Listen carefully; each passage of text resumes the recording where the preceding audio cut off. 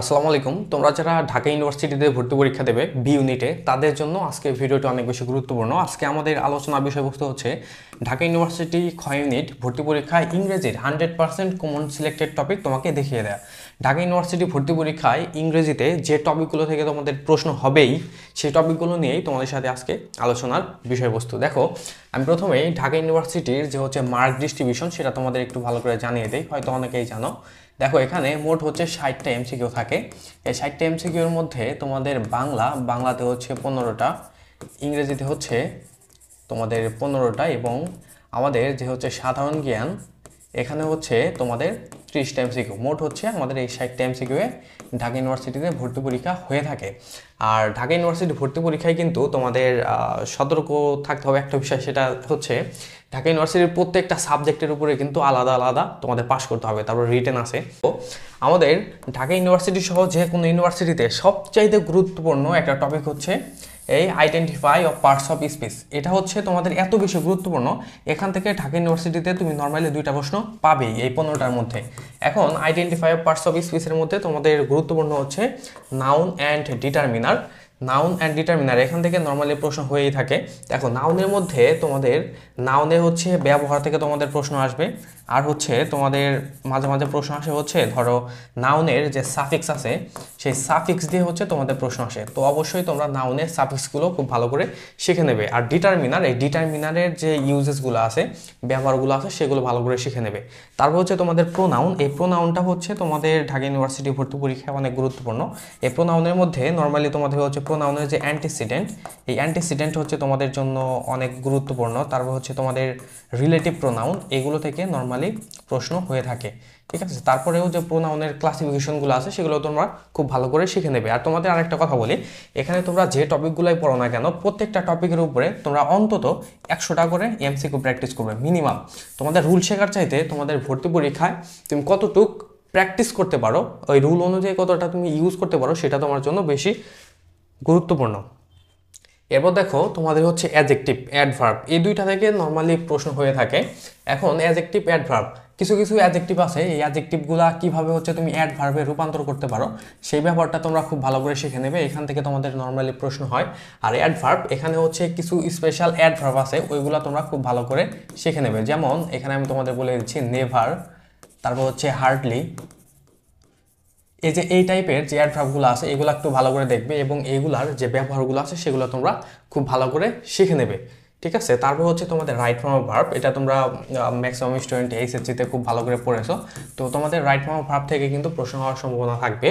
আর তোমাদের অন্যতম গুরুত্বপূর্ণ একটা টপিক হচ্ছে সাবজেক্ট ভার্ব অ্যাগ্রিমেন্ট। এটা তোমাদের জন্য অনেক বেশি গুরুত্বপূর্ণ। আর মোস্ট অফ দ্য স্টুডেন্টের মধ্যে সবচেয়ে বেশি প্রবলেম থাকে হচ্ছে এই রাইট ফর্ম অফ ভার্ব এবং সাবজেক্ট ভার্ব অ্যাগ্রিমেন্টের উপরে।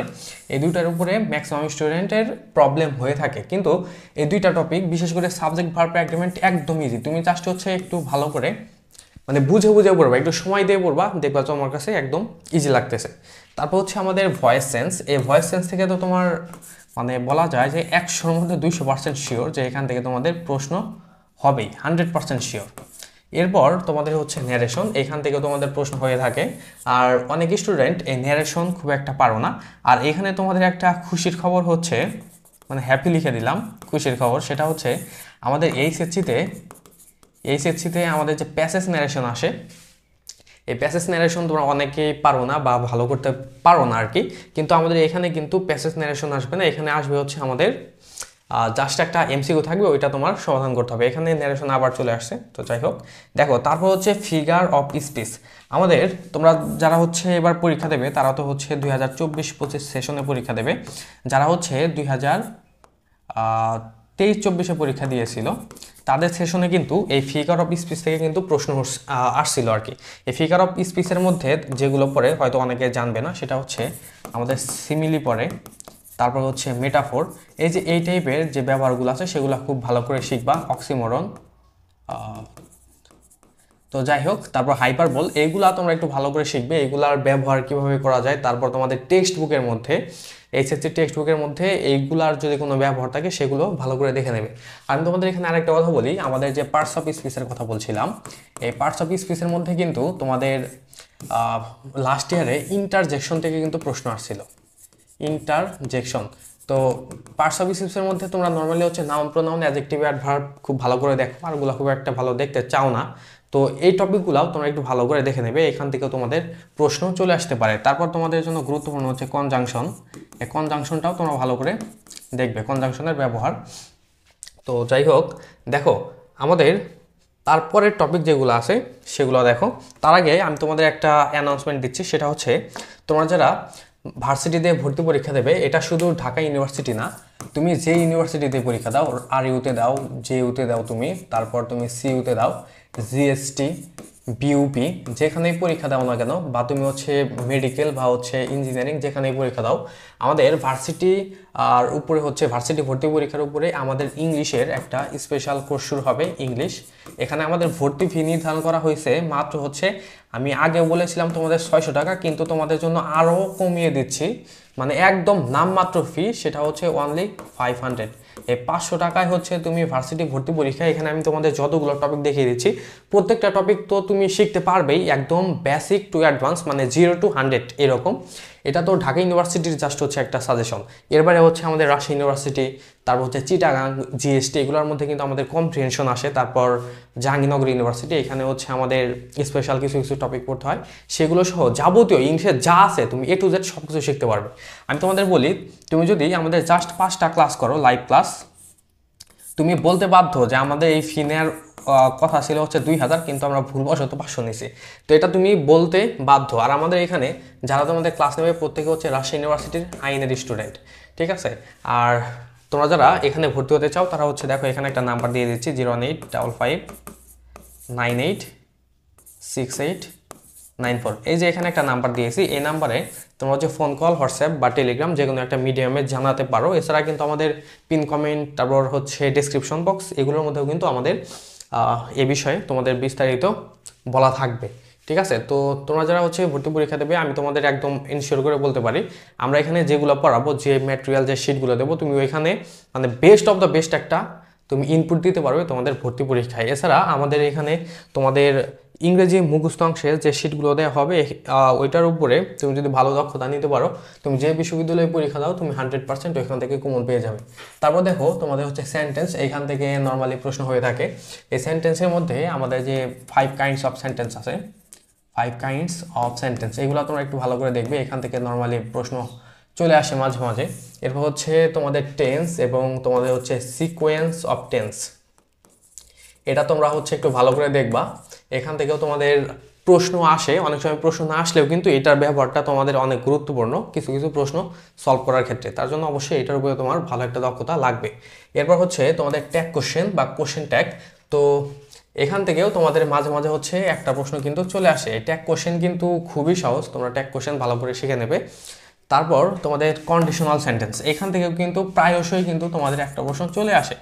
আর আমি তোমাদের প্রায় সব ভিডিওতেই বলি, এই কন্ডিশনের মধ্যে তোমাদের বেশি যেটা গুরুত্বপূর্ণ সেটা হচ্ছে এই থার্ড কন্ডিশন।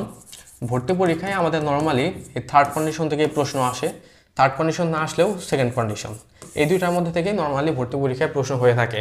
আর এই যে অ্যাফার্মেটিভ অ্যান্ড নেগেটিভ অ্যাগ্রিমেন্ট, এই টপিকটাও তোমাদের ঢাকা ইউনিভার্সিটির জন্য গুরুত্বপূর্ণ, এখান থেকেও তোমাদের প্রায়শই কিন্তু একটা করে প্রশ্ন চলে আসে, ঠিক আছে। আমাদের অ্যাফার্মেটিভ নেগেটিভ অ্যাগ্রিমেন্ট খুবই সহজ, তুমি জাস্ট হচ্ছে একটু ভালো করে পড়বা। আর আমাদের খুব দ্রুত এই বিষয়ে যদি ক্লাস চাও আমাদের কমেন্ট করে জানাবে। এখানে জাস্ট হচ্ছে তোমাদের সো টু অলসো, জাস্ট তোমার 20-30 মিনিটের ক্লাসে এটা।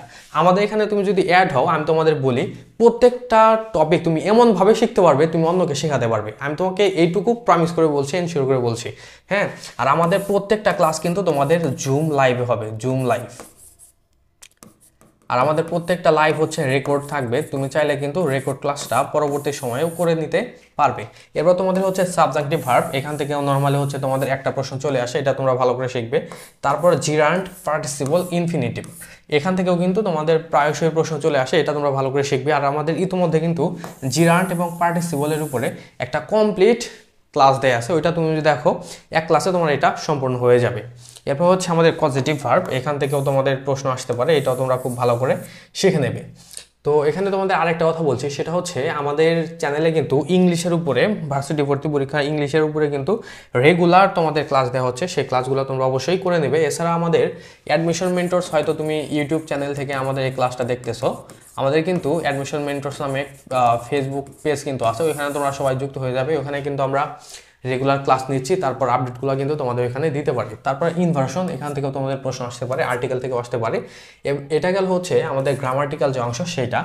এখন দেখো তোমাদের ইংরেজি মুখস্থ অংশের মধ্যে কোনগুলো পড়তে হবে। দেখো এখানে কিন্তু ঢাকা ইউনিভার্সিটিতে তোমাদের যেহেতু প্রশ্ন কম, সেক্ষেত্রে তোমাদের টপিক কম পড়লেও হয়। যেমন যদি রাজশাহী ইউনিভার্সিটির কথা বলো, তারপর তুমি যদি জিএসটির কথা বলো, এগুলোর মধ্যে কিন্তু তোমাদের প্রশ্ন বেশি। তার কারণে এখান থেকে তোমাদের অ্যানালজি পড়তে হয়, তারপর হচ্ছে তোমাদের ট্রান্সলেশন পড়তে হয়। কিন্তু ঢাকা ইউনিভার্সিটিতে তোমাদের এইগুলা খুব একটা প্রয়োজন নেই, কারণ এখান থেকে তোমাদের প্রশ্ন হওয়ার সম্ভাবনা খুবই কম। তারপরে তুমি চাইলে দেখতে পারো। এখন তোমার এখান থেকে পড়তে হবে হচ্ছে তোমার সিনোনিমস অ্যান্ড অ্যান্টোনিমস। তো সিনোনিম অ্যান্টোনিমে তোমরা কিভাবে ভালো করতে পারো এই বিষয়ে তোমরা প্রায়শই জানিয়ে থাকো। দেখো সিনোনিম অ্যান্টোনিমে তুমি ভালো যদি করতে চাও, অবশ্যই তোমার প্রচুর ভোকাবুলারি পড়তে হবে। আর ভোকাবুলারি ছাড়া তুমি ভর্তি পরীক্ষায় কখনোই ভালো করতে পারবে না। ভোকাবুলারি তোমার পূর্ব শর্ত, ঠিক আছে? তুমি যদি ভর্তি পরীক্ষায় ভালো করতে চাও, ভোকাবুলারির উপর দক্ষতা থাকলে তুমি কম্প্রিহেনশনে ভালো করতে পারবে, মুখস্থ অংশের উপর ভালো করতে পারবে। অনেক সেন্টেন্স, অনেক প্রশ্ন থাকবে যেগুলো ভোকাবুলারি দ্বারা তোমার সলভ করতে হবে, সেগুলো তুমি খুব ভালো করে অ্যান্সার করতে পারবে। এরপর হচ্ছে স্পেলিং, এখান থেকে তোমাদের মাস্ট একটা তো প্রশ্ন আসবেই, স্পেলিংগুলো তোমরা ভালো করে দেখবে। আর এই যে এখানে দেখো তোমরা অনেক স্টুডেন্ট যে কাজটা করো, আমাদের মুখস্থ অংশের মধ্যে তোমরা অনেক হচ্ছে আননেসেসারি টপিক পড়ে থাকো বা আননেসেসারি তোমরা প্রশ্ন পড়ে থাকো যেগুলোর প্রয়োজন নাই। তো এই বিষয়ে তুমি যদি এই যে আমাদের যে ইয়ার কথা বললাম, ইংলিশ মেমোরাইজিং পার্ট, আমাদের এখানে যারা হচ্ছে অ্যাড হবে তাদের যে শিটগুলো আদায় হবে মেমোরাইজিং পার্টের উপরে, এগুলো থেকে তুমি 100% ইনশিওর থাকতে পারো এখান থেকে তুমি কমন পেয়ে যাবে। এবার হচ্ছে আমাদের অ্যাপ্রোপ্রিয়েট প্রিপোজিশন, এটাও তোমাদের জন্য মানে এত বেশি গুরুত্বপূর্ণ সেটা আর বললাম না। এখান থেকে তোমার 1 থেকে 2টা প্রশ্ন থাকবে। আর অনেকে যে কাজটা করো, অ্যাপ্রোপ্রিয়েট প্রিপোজিশনের মধ্যে তোমরা যে রুলগুলো আছে প্রিপোজিশনের রুল, সেই রুলগুলো শেখো। ওইটার চাইতে তোমার অ্যাপ্রোপ্রিয়েট যে প্রিপোজিশনগুলো আছে, যেগুলো হচ্ছে তোমার একদম ফিক্সড, ওইগুলো হচ্ছে তোমার জন্য বেশি গুরুত্বপূর্ণ। এরপর হচ্ছে আমাদের ইডিয়মস বা ইডিয়মস অ্যান্ড ফ্রেজ, এখান থেকেও তোমাদের একটা প্রশ্ন আসতে পারে। এই প্রশ্নটাও তোমরা খুব ভালো করে শিখে নেবে এই টপিকটা, দুঃখিত। তো এটা গেল। এখন তোমাদের মনে অনেকের প্রশ্ন থাকতে পারে যে হচ্ছে ঢাকা ইউনিভার্সিটি ভর্তি পরীক্ষায় তো টেক্সট বুক নিয়ে অনেক কিছুই শোনা যায়, টেক্সট বুক নিয়ে কিছু বলি। দেখো টেক্সট বুক হচ্ছে লাস্ট 2 ইয়ার্সে একটা সময় ছিল, এই 2 বছরের আগে, হ্যাঁ, ওই সময়ে ঢাকা ইউনিভার্সিটিতে যে তোমাদের 15টা প্রশ্ন হতো, তো 15টার মধ্যে দেখা যেত যে 8 থেকে 9টা প্রশ্ন শুধু তোমার এইচএসসিতে যে টেক্সট বুক থাকে সেই টেক্সট বুক থেকে প্রশ্ন হতো। কিন্তু লাস্ট 2 ইয়ার্সে এটা কিন্তু একদম কমে গেছে, 1 থেকে 2টা করে প্রশ্ন আসছে। তো সেক্ষেত্রে বলা যায় যে তোমাদের টেক্সট বুক, এই বছর টেক্সট বুক থেকে তোমাদের প্রশ্ন হয়তো হলেও খুবই কম হবে, হয়তো 1 থেকে 2টা প্রশ্নই হবে। তো তারপরে তোমরা টেক্সট বুক পড়বা, এমন না যে তোমার টেক্সট বুক পড়তে হবে না। টেক্সট বুকের জন্য তোমরা চাইলে কিন্তু টেক্সট প্যানাসিয়া নামক বইটা পড়তে পারো। তারপর তোমরা যদি চাও, তোমরা কিন্তু টেক্সট হ্যাক্স নামক একটা বই আছে, ওই বইটাও কিন্তু তোমরা পড়তে পারো, ঠিক আছে? আর আমাদের ঢাকা ইউনিভার্সিটি ভর্তি পরীক্ষার যে লিখিত অংশ, এই লিখিত অংশের উপরে তোমরা যদি খুব দ্রুত সাজেশন চাও, সেটা কিন্তু অবশ্যই আমাদের কমেন্ট করে জানাতে পারো। তো আজকে আমাদের আলোচনা এই পর্যন্তই। পরবর্তী ভিডিওতে বা পরবর্তী ক্লাসে তোমরা কি বিষয়ে আলোচনা চাও বা তোমাদের কোন টপিকের উপরে ক্লাস হলে তোমাদের বেশি ভালো হয়, সেটা কিন্তু অবশ্যই কমেন্ট করে জানাবে। তো সবাই ভালো থাকো। আর এখানে আরেকটা কথা বলছি, সেটা হচ্ছে আমাদের যে এখানে সাজেশন যেটা দিলাম, এটার যদি তোমার যদি পিডিএফ লাগে, তাহলে অবশ্যই যে কাজটা করবা, বা এটার শুধু পিডিএফ না, তোমার যে কোনো ক্লাসের যদি পিডিএফ লাগে সেটার জন্য অবশ্যই আমাদের যে ফেসবুক পেজ আছে অ্যাডমিশন মেন্টরস, ওইখানে তুমি মেসেজ করে জানাবে যে হচ্ছে তোমার পিডিএফ প্রয়োজন, এবং উল্লেখ করবে যে কোন পিডিএফটা প্রয়োজন, তাহলে কিন্তু তোমাকে সেটা প্রোভাইড করা হবে। তো সবাই ভালো থাকো, এ পর্যন্তই আজকে।